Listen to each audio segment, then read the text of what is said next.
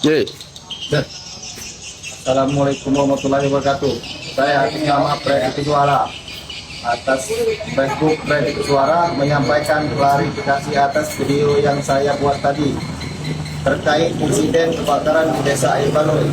Apabila membuat pihak terkait, terutama petugas damkar Bangga Desa Mubah, mereka merasa disudutkan. Saya menyampaikan permohonan maaf. Tidak lain, tidak dalam keadaan, tidak lain tadi dalam keadaan panik.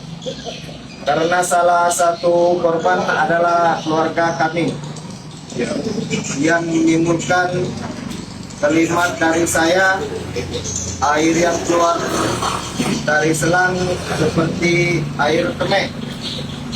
Demikian klarifikasi ini, sekali lagi saya mohon maaf. Wassalamualaikum warahmatullahi wabarakatuh.